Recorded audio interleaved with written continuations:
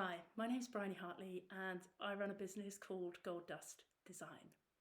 I started my business quite a long time ago now in 2001 under the premise because I believe that good designers are like gold dust. That's where the name comes from. So I've managed to sustain my business ever since then, and it's just been me the whole time. And I wanted to just share a bit of information about the kind of work I do and answer some of the questions for the practitioner case studies which we saw in this week's lecture. So the kind of work I do, my degree was in typography from the University of Reading, and that led me very specifically into book design because I'm very sort of type focused. Over the years, I've managed to work for a whole range of the big London publishing companies, designing the kind of everyday books you would buy in Waterstones. Okay, so cookery books, gardening books, child development, health, a lot of non-fiction seems to be the niche that I'm in. I've also more recently, in the last few years, started working for museums and art galleries, which I really love. So designing the lettering that goes on the walls, choosing the paint colours to complement like old Victorian paintings, and that's something I really enjoy. A few examples of my work, kind of things that I do are I managed to get in with the Royal Collection, which is sort of the Queen's business, the King should I say. So I've designed like the official guidebook for Windsor Castle recently. Last year I was doing guidebooks for Parliament, so this was a guidebook for Big Ben and the Elizabeth Tower. So they're quite traditional, print-based, sort of elegant, grand and traditional kind of work, I would say. I've also designed really big, chunky, heavy coffee table books. And when I'm working on a project like this, I'm the only designer on the project, and I am fully responsible for making sure all the artwork is correct and sending it to print, as well as doing all the design and liaising with the client over several months. So they're quite big projects. They take a long time, but I like working for publishers because the way the work is structured, once you're in with a client and they like you, if you get 5 books a year from a publisher, that's going to keep you reasonably busy. You don't have to keep looking for new work. So I like working for publishers. They're also pretty organised and efficient. They have deadlines, they know how to handle text and images, and yeah, I find it works really well as a business model working for publishers. Smaller books that I've done, these are for a company called Yellow Kite, which I think are really cute books. I do an awful lot of, they call it text design, where you're just basically designing the insides of the books. And if I'm lucky, I also get to design the covers too, which I really love doing.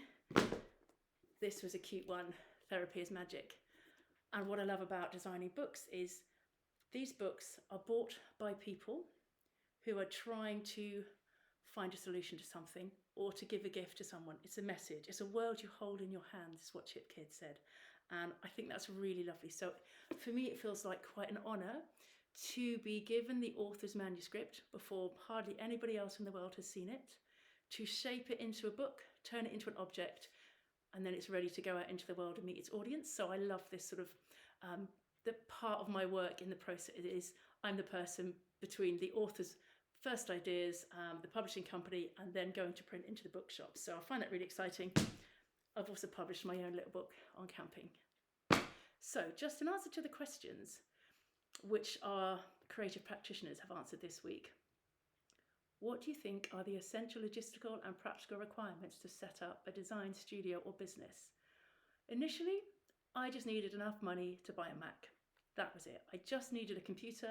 I think I inherited £2,000 when my granddad passed away.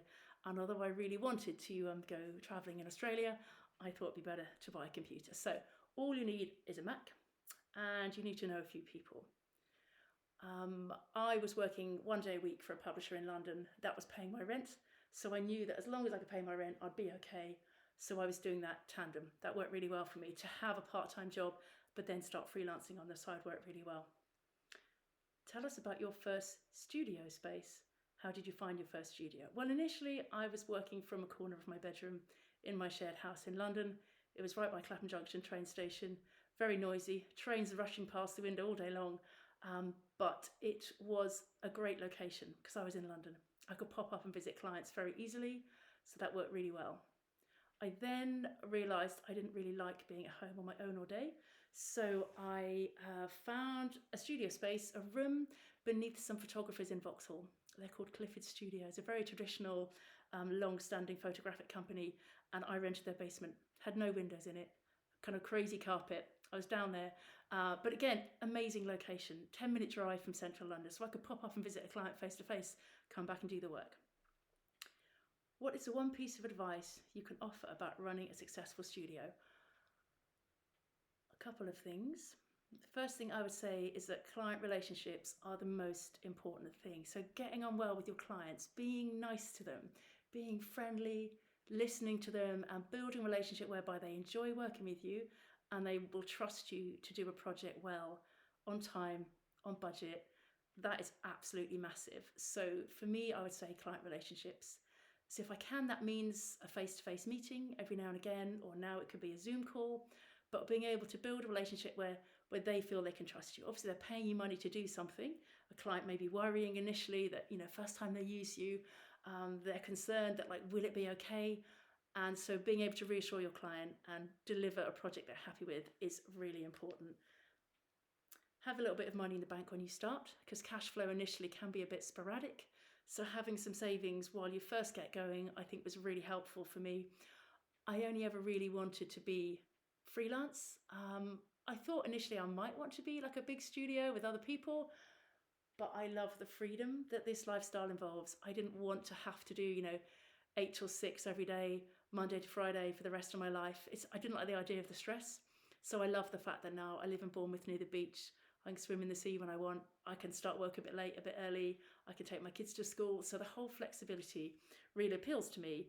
But I've been really fortunate that I've still had some absolutely fantastic clients, working for the Queen, working for the London Olympic Games, the BBC, people like that. So it's been great. So I would say just because you're an individual doesn't mean you can't get fantastic clients. Sometimes people want that personal touch. They want to be able to phone you directly, the person who's going to be working on the project, and have a conversation with them. If you're working for a large agency, you may become more of a kind of a cog in a machine. So I think for me, the personal relationships has been like the biggest key for me, for getting work, building a business, and keeping it going for quite a long time, 20 years, I'd say. Okay, that's everything. Thank you very much.